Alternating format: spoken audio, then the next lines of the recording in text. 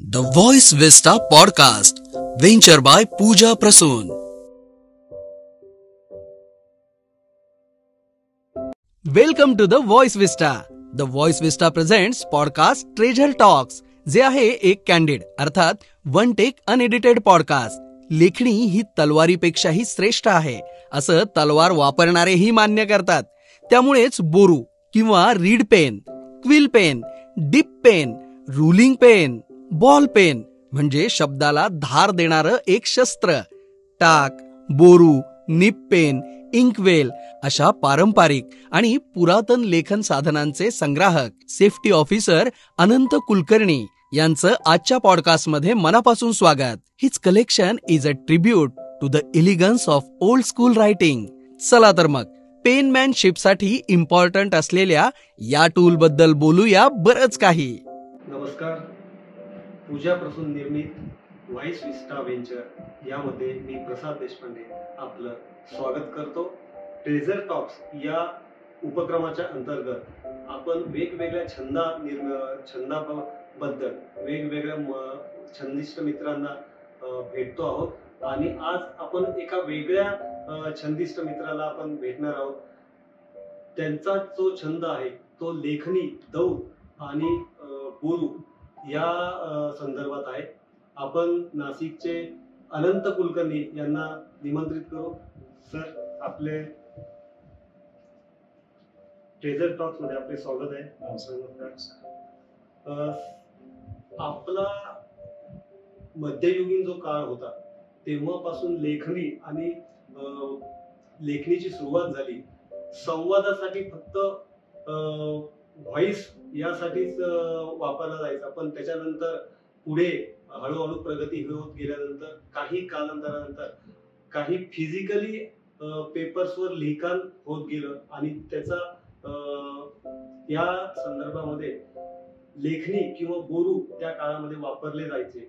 आपण त्यांच्याकडे अनंत कुलकर्णी यांनी जवळपास 30 वर्षापासून त्यांच्या वेगवेगळ्या छंदांपैकी वेगवेगळे दौत आणि बोरू असे त्यांनी संग्रहित केले आहे. आपण त्यांचा हा प्रवास त्यांच्याकडूनच जाणून घेऊया. अनंतजी, नमस्कार. नमस्कार. आपण हा जो छंद आहे लेखणीचा, हा आपण केव्हापासून करतात आणि याची आवड किंवा लेखणी किंवा बोरू, दौत हा आपण का बरं निवडला? कारण याच्यामध्ये काहीतरी कुठून प्रेरणा मिळाली हे आम्हाला ऐकायला आवडेल. यात असं आहे की ऍक्च्युली मी खरं पूर्वीचा कॉईन, नोटा, नाणी संग्रह होता. कंपनीतली नोकरीच्या निमित्ताने भारतभर फिरत असताना एके दिवशी कोइंबतूर या ठिकाणी मला जुन्या बाजारामध्ये शाईच्या दौती 2 मिळाल्या. त्या दौतींचा आकार आणि त्यांचं एकंदर रूप आणि वजन बघून मी त्यांच्या प्रेमातच पडलो. आणि संग्रह हे बरेच असतात. नोटा, नाणी गोळा करणारे खूप प्रकारचे आहे. कोणी पोस्टाची तिकीटं गोळा करतात. परंतु मला एक वेगळा विषय पाहिजे होता माझ्या संग्रहात, तो मला त्यातनं मिळाला. मग मी त्याचा पूर्ण अभ्यास केल्यानंतर मला असं कळलं की या प्रकारचा संग्रह करणारे जगामध्ये अक्षरशः हाताच्या बोटावर मोजण्या इतकेच लोक आहेत. त्याला कारण असं आहे की शाईची दौत, लेखणी किंवा पेन किंवा बोरू हे प्रकारच लोकांना आजकालचे माहीत नाही. कारण आता जो आपण फाउंटन पेन किंवा बॉल पेन वापरतो याचा जन्म या वस्तूंपासून झाला हे अजून मुलांना बऱ्याच लोकांना माहित नाही.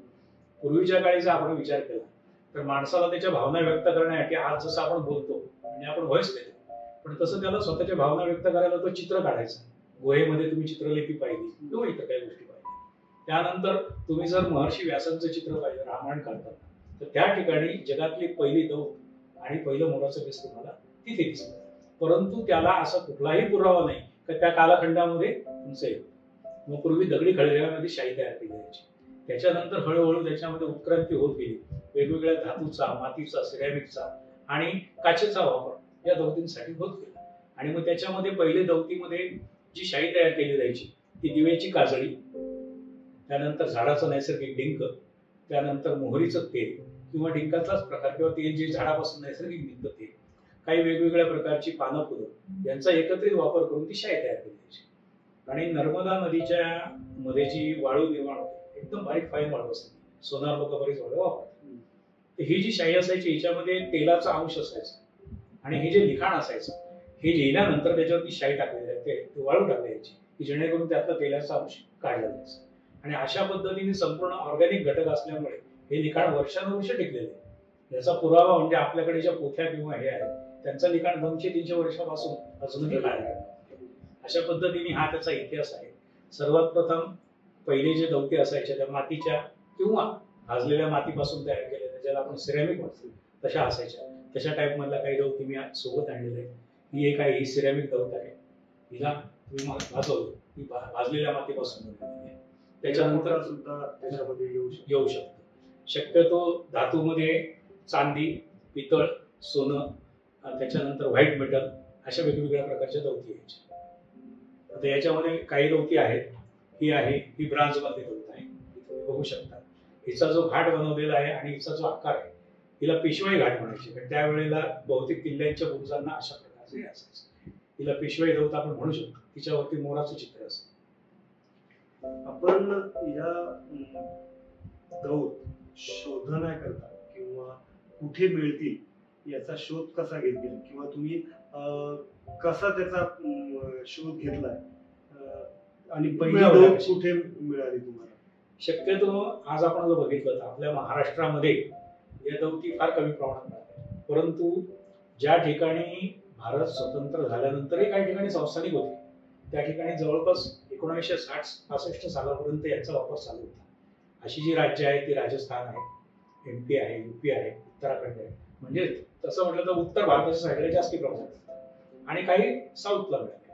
तर यांचं मिळण्याचं जास्ती प्रमाण हे राजस्थान, मध्य प्रदेश, छत्तीसगड, हरियाणा या साईडला जास्ती आहे. आणि साऊथ मध्ये पण आहे, पण साऊथ मधल्या ज्या दौती आहेत त्या अगदी रेअर प्रमाणामध्ये मिळतात तिथे. कारण तिकडच्या ज्या दौती आहेत त्यांचा प्रकार आणि आकारच वेगळा आहे. जसं आपण म्हणतो जर 10 मैलावरती भाषा बदलते, तसं प्रत्येक प्रांतामधला दौतींचा प्रकार वेगळा वेगळा आहे. मग दौत आणि लेखणी तर याचा वापर ऐतिहासिक आहे. ऐतिहासिक पासून या आपल्या संग्रहामध्ये साधारण किती जुनी आहे हे सांगू शकता? माझ्या संग्रहामध्ये 155 वर्ष जुनी ही दौत आहे. हिचा जो आकार आहे हा मोराचा आहे आणि ह्या मोराच्या वरती जी पुढचं तोंड असतं ते दुर्दैवाने नाहीये आणि ते तसंच ठेवायचं असतं कारण याचा अँटिकनेस जातो. याला इथे तुम्ही कडी बघू शकता, या कडीला ते तोंड होतं पण आता नाहीये. ही जी डिझाईन आहे ही मातीमध्ये ह्या दौतीचा आकार पक्षी ठेवून त्याचा खाचा पाडून त्याच्यामध्ये पोतीव धातू होतो ही दौत तयार केली. याला ढोकरा आर्ट असंही म्हटलं जातं. आणि या दौतीचा कालखंड हा साधारणतः 150 ते 165 वर्षापूर्वीचा आहे. ही सगळ्यात जुनी माझ्या दौत. मग ह्या ज्या दौत आहेत किंवा ह्या ज्या प्राचीन कलाकृती म्हणता येईल या तुम्ही आपण मेंटेन कशा करता? कारण यांच्या प्राचीन जी तिला धाटणी आहे बरोबर ती तशीच राहून देण्यासाठी तुम्ही त्या मेंटेन कशा करता? आता तुम्हाला जसं मी मगाशी सांगितलं की वेगवेगळ्या प्रकारच्या दौती असतात. जशी ही दाखवली ही दौत जुनी 175 वर्षापूर्वी आपण म्हणू शकतो. या दौतींना मुख्य म्हणजे लोक घेता पितांबरी लावणं, साफ करणं वगैरे प्रकार करतात. ऍक्च्युली असं करू नये कारण त्याच्यावरती जे कालानुरूप झालेलं संस्कार असतात त्यामुळे तिचा अँटिकनेस खरा ठरलेला असतो. त्यामुळे ती स्वच्छ कधीच कुठली करायची नसते. हा पहिला मुद्दा आहे. त्यानंतर वेगवेगळ्या प्रकार आकाराच्या दौतीचं तुम्ही बघितलं, ही एक आहे, हिला व्हाईट मेटलची दौत. हिच्यामध्ये चांदी आणि व्हाईट मेटलचं प्रमाण आहे. वेगवेगळ्या प्राण्यांच्या आकारात असतात. ही बैलाच्या आकारामधली एक युनिक प्रकारची दौत आहे. म्हणजे आकार बघताना सुद्धा माणूस त्याच्या प्रेमात पडतो आणि त्याच्यामुळे मला हा छंद जाणवला.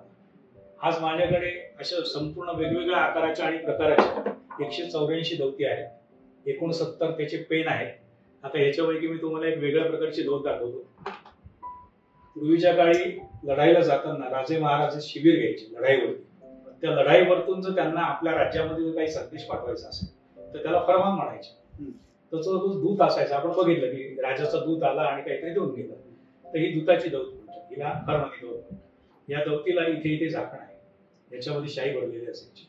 त्यानंतर ही क्लिप जर तुम्ही काढली तर हे उघडतं. हे उघडलं इथं तिरपं केलं त्याच्यामध्ये तुम्हाला पेन दिसेल आणि याच्यामध्ये इथे जर नीट बघितलं तर पांढऱ्या रंगाचा कागद पण आहे. अच्छा, म्हणजे तो तिथे काढायचा लढाईवरती त्याच्यावरती लिहायचा आणि ते पाठवायचं. तर अशा वेगवेगळ्या आकाराने प्रकारच्या दौती मिळवायला आपल्याला खूप मेहनत घ्यावी लागते. मेहनत घ्यावी लागते. आणि त्यासाठी पण ही आपली संस्कृती आहे, ही म्हणून आम्ही जपून ठेवली, अशी पडणार पण नाही. ही झाली फर्मानी दौत. हिचा पुढचा प्रकार म्हणजे त्या माणसाने तो संदेश लिहिला, हिला शिक्का दौत म्हणतात. अच्छा. शिक्का दौत म्हणजे ही दौत अशी आहे, हिच्यामध्ये हा जो भाग आहे या ठिकाणी त्या राजाचा शिक्का म्हणजे ज्याला आपण सील म्हणतो, मोहर, ती मोहर लावलेली असायची. ती फक्त अशी करायची आणि त्याच्यावर लावायची. तर ही शिक्का दौत. तर यांचा कालखंड आपण म्हटलं तर साधारणतः 150-200 वर्षाचा, कारण राजे महाराजे त्यावेळेस असा होता. आणि अजून एक वेगळ्या प्रकारची परदेशी दौत माझ्याकडे आहे, जी संग्रहामध्ये भारतात एकमेव आहे. ही तुम्ही एकदा हात लावा, याची या दौतीचं वजन 4 किलो 730 ग्रॅम आहे. ही संपूर्ण भरीव पितळी दौत आहे. ही जर तुम्ही नीट बघितलं, तिच्यावरती ग्रीक कालखंडातली चिन्ह आहेत आणि इथे निळ्या रंगाची आणि इथे काळ्या रंगाची शाई असते. आणि याच्यावरती जी सगळी राजचिन्ह अंकित आहे त्याच्यावरती राजाचा मोनोग्राम वगैरे तुम्हाला दिसतो. ही आपल्याला कुठे ही ऍक्च्युली मला आपण कसं म्हटलं ना की जसं राजस्थान वगैरे म्हणतो तसं मध्य प्रदेशातल्या एका संग्रहाकडे येते. आणि यांचा मिळवण्याचा जो सोर्सेस आपण म्हणतो, जर तुम्ही मगाशी विचारलं, बऱ्याच ठिकाणी भारताचे जसे व्हॉट्सअपचे काही ग्रुप आहेत त्या ग्रुपद्वारे आम्हाला कळतं की याच्याकडे आहे त्याच्याकडे आहे. उद्या माझ्याकडच्या जर काही मी वस्तू विनिमय या दराने देतो की माझ्या या तू घे, तुझ्याकडची एखादी मला दे, अशा पद्धतीने काही वेळेला विकत घ्यावी लागते.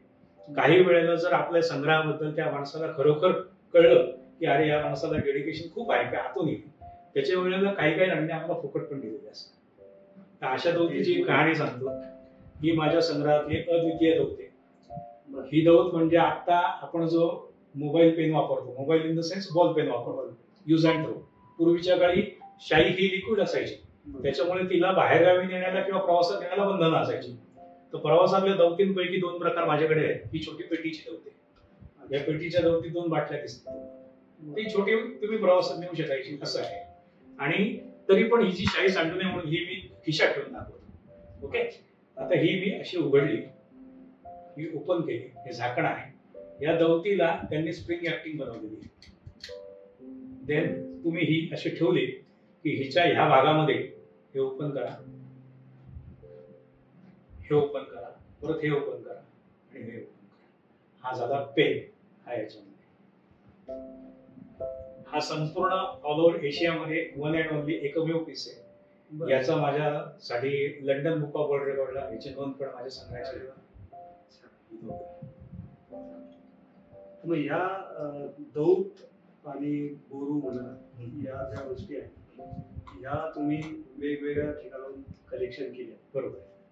तर यासाठी तुम्हाला बरीच वेळा भ्रमंती करावी लागली आणि यासाठी मग खर्च पण आला, खर्च पण येतो.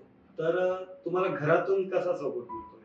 घरातून तसं म्हटलं तर त्या बाबतीत मी मला देखील म्हणता येईल, कारण माझी मिसेस जी आहे ती शिक्षण क्षेत्रात होती, ती ग्रंथपाल होती, ती पण निवृत्त झाली. आता माझ्या मिसेसचा पण संग्रह किंवा तिची जी आवड आहे, जसं माझं हे लेखन साहित्य तसं ती शैक्षणिक साहित्यावरती तिचं कार्य आहे. तर तिने आजपर्यंत भारतातील सगळे ज्ञानपीठ पुरस्कार विजेते, भारतातील स्वातंत्र्यपूर्व काळातली साहित्य संमेलनाचे अध्यक्ष, त्यानंतर भारतात आतापर्यंत मिळालेले भारतरत्न पुरस्काराचे, लोकांना फक्त भारतरत्न पुरस्कार मिळाला माहिती असतं, ज्ञानपीठ पुरस्कार मिळाला माहिती असतं, पण तो पुरस्कार नेमका काय आहे? ज्ञानपीठ पुरस्कारामध्ये वाग्देवीची प्रतिमा, म्हणजे तुमच्या घरामध्ये तुम्ही दोघंही करतो, पती पत्नी संग्राहक असल्यामुळे एकमेकांना एकमेकांचा त्रास होत नाही. थोडक्यात तुम्हाला त्याच्यामध्ये घरातून चांगला सपोर्ट. पण मग हे पुढच्या पिढीसाठी तुम्ही कसं हे करता की तुमचा मुलं? आता माझी जी एकच मला मुलगी आहे, त्या मुलीला मी अगोदर विचारलं की तिचा कल कशामध्ये आहे. माझ्याकडे नोटा नाण्यांचा पण संग्रह आहे, दुर्मिळ वस्तू पण आहेत. तिने सांगितलं की मला शाईच्या दौती आणि जे माझं हे जे वस्तू आहे याच्यामध्ये कलेक्शन आहे. मग तिला तोपर्यंत जेव्हा जेव्हा ती माझ्याबरोबर असते आम्ही घरामध्ये, या सगळ्या वस्तूंचं आता डिजिटलायझेशन झालेलं आहे. त्यांची सगळी माहिती करून एकेका दौतीचा संपूर्ण इतिहास, ती कुठे मिळाली, कशा पद्धतीने मिळाली, तिचा साधारणतः कालखंड किती आहे आणि ती पुढे करायला काय पाहिजे, असं आम्ही करतोय. मी ज्या ठिकाणी राहतो ते माझं स्वतःचं घर आहे. तिथे एका सेपरेट रूम मध्ये भविष्यामध्ये याचं म्युझियमच आम्ही करणार आहोत आणि आम्ही विद्यार्थ्यांना फ्री मध्ये दाखवतो. आम्ही आतापर्यंत बऱ्याच ठिकाणी एक्झिबिशन भरवलेली, प्रदर्शनं भरवली आहे. मागच्या वर्षी नाशिकला जे तुम्हीच होते, छंदोमयीचा छंदोत्सव झाला 23, त्याच्यामध्ये सुद्धा या दौत्या आपण ठेवल्या होत्या. आणि सांगायला मला आनंद वाटतो, जे प्रेक्षक आता हे बघतील त्यांना की आमच्या त्या प्रदर्शनाचा फायदा इतका होतो की त्याच्यामध्ये कोणीही व्हॉट्सअप, फेसबुक किंवा कुठल्याही प्रकारच्या सोशल मीडियाची आठवण सुद्धा येत नाही. म्हणून लोकांनी छंदाकडे वळावं हे आमचं आव्हान. ह्या गोष्टी मिळवण्याकरता तुम्हाला कधी काही एखादी आठवण आहे का की जी तुम्हाला लक्षात राहील, अशी एक आनंदाची असेल किंवा तुम्हाला एखादी गोष्ट बघितली, एखादी बघितली पण ती सौदा झाला नसल्यामुळे मिळाली नाही किंवा काही कारणास्तव तुम्ही एखाद्या मॅगझिन मध्ये बघितली पण ती अजून तुम्ही तुमच्या शोधामध्ये आहात, बरोबर, अशी काही आठवण आहे? याच्यामध्ये मी जी तुम्हाला ही दौत दाखवली ना, ही दौत मिळवायला लखनौच्या एका माणसाकडे 3.5 दिवस म्हणजे 2.5 दिवस, 2 दिवस पूर्ण आणि 1 दिवस 9 तास म्हणून 3.5 दिवस पूर्णपणे मी त्यांच्या मागे लागलो होतो. एक वयस्कर माणूस आहे. त्या माणसाने जेव्हा सगळं बघितलं, माझं हे फोटो दाखवले, सगळं केलं, तेव्हा त्या माणसाने मला ही मोफत दिली आणि सांगितलं की ही दौत कोणालाही द्यायची नाही, ही तुझ्याजवळ ठेव आणि पुढच्या पिढीला हे सगळं दाखव, या अटीवर दिली. त्यांनी नाव सुद्धा मला डिक्लेअर करायला सांगितलं नाही. अतिशय वयस्कर व्यक्ती आहे, त्याच्यामुळे त्यांचे मी इथे याच्याद्वारे मनापासून आभार मानतो. म्हणजे एकंदरीत कसं आहे की जो खरंच जेन्युइन संग्राहक आहे, हो, आणि जो ज्यांनी तुम्हाला दिली ते पण स्वतः एक संग्राहक असतील, त्यांनी ती ओळख तुमची की तुमची त्याच्याबद्दल कळकळ किती त्यामुळे आज लाखो अनमोल वस्तू जी सुद्धा आहे तुम्हाला ती भेट मिळाली, तेही एका अनोळखी. तर असं पण होऊ शकतं की एका छंदामुळे तुमच्याकडे एक रिलेशन सुद्धा मेंटेन होता, वेगवेगळ्या लोकांशी ओळखी होता आणि आपल्याला कळतं. आणि बऱ्याच वेळा अपमान सुद्धा सहन करावा. एका माणसाकडे एक दौत होती आणि दुर्दैवाने मला ती मिळाली नाही, काही व्यवहार जमला नाही, हे नाही. परंतु आपण म्हणतो ना की काय तुमच्याकडे असं, असे सुद्धा प्रसंग आले, ते सोडून द्यायचे असतात.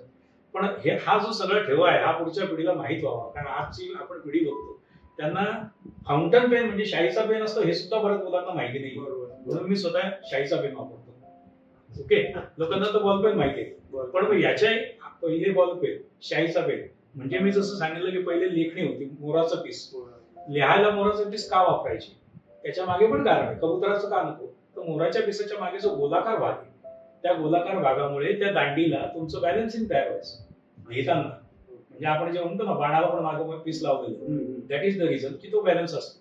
दुसरी गोष्ट, मोराच्या पिसाचा मधला भाग पोकळ असतो, त्याच्यामध्ये तो लिहिताना थोडंसं दाबून शाई ओढली जायची आणि लिहायची. ती जगातली पहिली लेखणी. तिच्यानंतर जो आला तो हा बोरू. हा बोरू म्हणजे बांबूचा वेळूचा तुकडा असतो, याला असं टोकदार टाकून याचं टोक करतात आणि हा वापरातला बोरू आहे. याला जवळपास 60-70 वर्ष आली.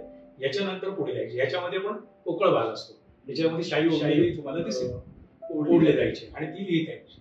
त्याच्यानंतर काय आलं की याला लिमिटेशन म्हणजे शाई समजा याच्यामध्ये थोडीशी ओढली गेली ते साधारणतः 4-5 वाक्य लिहिली जायची त्याच्यामध्ये. मग त्याच्यानंतर पुढचा प्रकार आला, तो आला टाक. याला म्हणतात टाक. या टाकाला इथे नीब लावली असायची, या निबेमध्ये जेवढी शाई आहे तेवढी लिहायची याची. याच्या पुढचा प्रकार आला तो म्हणजे हा फाउंटन पेन. या फाउंटन पेन मध्ये इथे जीभ असते, त्या जीभच्या मागे शाई असते.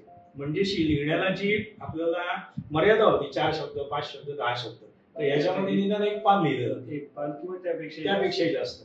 पण याचा ड्रॉबॅक असा आहे की याच्यामध्ये लिक्विड प्रमाणात शाई आहे, त्यामुळे ती गळून कपडे खराब होणं किंवा सांडणं असा प्रकार होतो. पण त्याच्या मागे बॉटल असल्यामुळे सांडत. आणि याच्या पुढचा प्रकार निर्माण झाला तो म्हणजे बॉल पेन. बॉल पेन मध्ये यूज अँड थ्रो झाली आणि त्याच्या पुढचा आता झाला तो डायरिया, ईमेल वगैरे. असं ही सगळी उत्क्रांती तयार. आपण या संग्रहाचा कुठे रेकॉर्ड मेंटेन केले किंवा ह्या ज्या गोष्टी आहेत, ज्या प्राचीन वस्तू आहेत, आणि मला वाटतं की प्राचीन वस्तूंचं पुरातत्व संग्रह किंवा पुरातत्व विभाग हे एक रेकॉर्ड मेंटेन करत असतं. तर तुमच्याकडे ह्या ज्या गोष्टी आहेत याचं तुम्ही कुठे रेकॉर्ड केलेला आहे, तो एक भाग, किंवा तुमचे एवढ्या आता 150च्या जवळपास 184 या कुठे रेकॉर्ड झालाय का, कुठे तुम्हाला पुरस्कार वगैरे मिळाले? याच्या संदर्भामध्ये जसं मी तुम्हाला सांगितलं मागे आपण प्रदर्शन केलं होतं, तसं आपल्या इथे सरकारवाड्यामध्ये महाराष्ट्र पुरातत्व संग्रहालयाचं स्वतःचं प्रदर्शन असतं. वर्ल्ड हेरिटेज डेला दरवेळी ते 3 दिवस प्रदर्शन ठेवलं, त्यावेळेला ठेवलेलं आहे. त्यांचं सर्टिफिकेट मिळालेलं आहे. वेगवेगळ्या सामाजिक संस्था जे महाराष्ट्र टाइम्सवर प्रदर्शन देतात त्याच्यामध्ये दाखल झालेले आहे. आणि वैयक्तिकरित्या याचं डिजिटलायझेशनचं काम चालू आहे, ते आता अंतिम टप्प्यात आलेलं आहे. डिजिटलायझेशन मध्ये म्हणजे आपण प्रत्येक दौतीची माहिती, तिचा कालखंड येतो, तिचं साधारणतः मिळाली कुठला एरिया तो घेतो. त्याच्यावरून आपल्याला कळतं की या दौतीला कोणत्या भागात मिळाली की त्याची घाटणी कशी असेल. जसं आपण म्हणतो की दक्षिणेतली भांडींची घाटणी वेगळी असते, उत्तरेकडची वेगळी असते, तसं दौतीमध्ये पण प्रकार आहे. आता ही जी आहे या दौतीला मला ही ऍक्च्युअली मध्य प्रदेशमध्ये मिळाली. ही शिंपल्यामध्ये बनवलेली दौती, हिला चांदीची कॅप आहे, परंतु मध्य प्रदेशात अशा पद्धतीची मिळत नाही. तर मध्य प्रदेशात ज्याच्याकडे मिळाली या शिंपल्यावरच्या दौती शक्यतो जास्ती करून समुद्रकिनारा ज्या भागामध्ये आहे त्या ठिकाणी असतात. पण कोकणामध्ये पण नाही, पण अंदमान निकोबार वगैरेची जागा म्हणजे विजयवाडा म्हणा किंवा तामिळनाडू म्हणा त्या साईडची असतात, पण मिळाली मध्य प्रदेश. त्याच्यामुळे अशा काही दौतींची आपण माहिती घेऊन त्यांचं सगळं कार्य म्हणजे थोडक्यात की त्या दौत किंवा त्या वस्तू पॅटर्नचे पूर्ण इत्तमभूत इतिहास तर तुम्ही आता एक काम करता याच्यावर की जो पुढच्या पिढीला माहिती होईल. एक म्हणजे तो त्याचा फायदा असा की तुम्हाला पुढच्या पिढीला तो संशोधनाकरता आणि अभ्यासाला तो त्याचा उपयोग होईल. पण याचे तुम्ही प्रदर्शन तर भरवले, पण मग आता तुमचा पुढचा टप्पा किंवा पुढे याचं काय करणार आहात किंवा संग्रहालय छोटस संग्रहालय वगैरे करण्याचा मानस काय आहे का? आतापर्यंत जसं तुम्ही बघितलं की छोटे छोटे संग्रहालयामध्ये ऍक्च्युली संग्रह या 3 अक्षरांमध्ये सगळं सामावलेलं आहे की त्याच्यामध्ये सर्वच तुम्ही करू शकता. कोणी कॅमेऱ्याचा करतं, कोणी नोटा, कोणी नाणी, कोणी स्वाक्षरी. पण वेगळी थीम म्हणून एक शाहीच्या दौती म्हणजे लेखन साहित्याचा एक वेगळं म्युझियम करण्याचा माझा विचार आहे. भविष्यामध्ये काही संग्रहालय मित्र आहेत आणि स्वतःच जे घर आहे त्या ठिकाणी एका रूम मध्ये फक्त आणि फक्त लेखन साहित्य, त्याची उत्क्रांती कशी झाली, कुठून कुठपर्यंत आलो आणि आता आपण कुठे आहोत असा सगळा इतिहास त्याच्यामध्ये करायचा. त्याचं काम चालू आहे आणि तो संग्रह पण करत आहे. तुम्ही या संग्रह करण्याच्या आवडीमुळे तुम्हाला असं कधी जाणवलंय का की मला आज खूप टेन्शन आलंय किंवा मला फ्रस्ट्रेशन आलंय, असं कधी तुम्ही जेव्हा असं काही होतं तेव्हा तुम्ही काय करता? तसं बघायचं म्हटलं ना तर उलट पक्षी मी असं म्हणेन की एकदा आता आपण बघतो की वय झालेली माणसं after 40 there are some diabetic or some BP, बरोबर आहे. पण ज्या माणसाला संग्रहाची आवड आहे, जो संग्रहक आहे, त्याला कुठल्या टॉनिक आणि गोळी घ्यायची आवड नाही. जर घरामध्ये तुम्ही इरिटेट झाला किंवा कुठल्याही कारणाने तुम्ही टेन्स झाला आणि तुमचा तणाव आला तर मी हा संग्रह काढून बसतो. मग ते एक एक वस्तू बघताना मला आठवतं की अरे मी ही कुठे मिळवली, मी काय केलं. आणि त्याच्यात जेव्हा माणूस रमतो ना तेव्हा तो आनंद फार वेगळा असतो. आणि जेव्हा कोणी आलं की त्यांना दाखवताना आपल्याला त्याच्यामध्ये जो एक लहान मुलाचा उत्साह असतो आपल्या स्वतःमध्ये. ऍक्च्युअली माणसाला सुखी आयुष्य जगायला हेच कारणीभूत आहे, म्हणून प्रत्येकाने संग्रह बनावं असे आमची मनापासून इच्छा आहे. पुढच्या पिढीसाठी तुम्ही या संग्रहाबद्दल किंवा इतर कुठले संग्रह करावे असं मुलांना काय सांगू शकाल? अगदी बरोबर आहे. माझं मुलांना म्हणा, पण मुलांना आणि पालकांनाही सांगणं हेच आहे की निदान आठवड्यातला एक दिवस तरी नो इलेक्ट्रॉनिक मीडिया डे करावा. ते जसं आपण बघतो की त्या दिवशी कोणीही मोबाईलला हातच लावायचा नाही, ना मोबाईल ना टीव्ही ना काही. काही आमचे फॉरेनचे पण माझे मित्र आहेत संग्रह. ब्राझील या देशामध्ये एक गाव आहे छोटस, त्याचं नाव मला आता लक्षात नाही, परंतु त्या ठिकाणी एका आठवड्यातल्या दिवशी पूर्णपणे त्यांची इलेक्ट्रिसिटी ऑफ असते. इलेक्ट्रिसिटी ऑफ असल्यानंतर प्रत्येकाच्या घरामधले मोबाईल सुद्धा एका ट्रेवर ठेवून लॉकरवर ठेवले जातात आणि तो संपूर्ण दिवस जर माणसाला मोबाईल किंवा इतर गोष्ट हातात नाही. मोबाईल आपण काय म्हणतो तर सगळ्यात जास्त माणूस गुंतून पडण्याचं एक साधन ते झालं आहे लॅपटॉप पेक्षा, कारण तो हँडी आहे, खिशात वापरतो. तर जर तो नसले तर मग माणसं उड्या मारतात, खेळतात, नॅचरली राहतात आणि मग एकमेकांशी संवाद वाढतात. आज माणसातला जो संवाद हरवलाय तो या इलेक्ट्रॉनिक मीडियाच्या अमर्याद वापरामुळे हरवलाय. आणि म्हणून या अशा छंदामध्ये लोकांनी सहभागी व्हावं अशी अगदी मनापासून आमची इच्छा आहे. अगदी बरोबर. तुम्ही हा जो संग्रह करता हा नुसता संग्रह नसून तर हा जो प्राचीन वारसा आहे की जो पुढच्या पिढीला आपल्याला पाहायला मिळणार नाही आणि तो तसाच्या तसा ठेवला. कारण ह्या वस्तू जर का भंगार बाजारामध्ये गेल्या तर त्याच्या नंतर त्या पुढे पाणी होतं त्याचं आणि परत नवीन वस्तू तयार होते. पण जी जुनी वस्तू आहे तिची कलात्मकता, तिची संस्कृती आणि तिचा इतिहास हा तो त्या बेल्ट केल्यानंतर तो त्याच्यामध्ये नाहीसा होतो. तुम्ही जो वारसा संग्रह करून वारसा जतन करता याबद्दल खरंच तुमचं अभिनंदन. कारण खूप महत्वाचा घटक आहे तो की जेणेकरून आपल्याला पुढच्या पिढीला आज आपण पुढच्या पिढीला जर सांगितलं की अशा गोष्टी पण होत्या तर कोणाचा विश्वास बसणार नाही. कारण आज आपण जे लिहितो ते पेन आणि पेपर सुद्धा त्याच्याही पलीकडे जाऊन लोक आज लॅपटॉप आणि आपले मोबाईल यावर लिखाण करत आहे. पण पूर्वी बोरू आणि लेखणी होती, ही उत्क्रांती पुढे पुढे होत गेल्यानंतर आजपर्यंत आपण डिजिटलायझेशन कडे आलो आहोत. आणि ते डिजिटलायझेशनच्या प्रगतीमध्ये ह्या वस्तू आपल्याला जर पाहायला मिळाल तर मुलांना आणि सर्वांनाच त्याचा नक्कीच फायदा होईल असं मला वाटतं. आपण आज या दुर्मिळ वस्तू पाहायचा आपल्याला अनंतजी यांच्यामुळे योग आला आणि त्याचा आपण सगळ्यांनी आनंद घेतला. असाच आनंद आपण पुढच्या अनेक कार्यक्रमामध्ये वेगवेगळ्या छंदाच्या माध्यमातून, वेगवेगळ्या संग्रहाच्या माध्यमातून घेऊया. तोपर्यंत धन्यवाद. पाहत राहा treasurer talks. Thank you. Thank you for tuning into the voice vista podcast. आप और भी इंटरेस्टिंग शो सुन सकते हैं thevoiceVista.in पर. ये शो कॉन्सेप्चुअलाइज किया है पूजा प्रसून ने, प्रोड्यूस किया है द वॉइस विस्टा ने. गेस्ट कोऑर्डिनेशन में हमारे साथ रही सुनीता जी चौहान. डिजाइन किया है टीम क्रिएटर्स डेन ने. साथ ही एडिटिंग और प्रोडक्शन के लिए धन्यवाद टीम लर्निंग बी को. प्रोमो वॉइस दिया है राहुल ढोले ने. लाइक, फॉलो और सब्सक्राइब करना ना भूलें.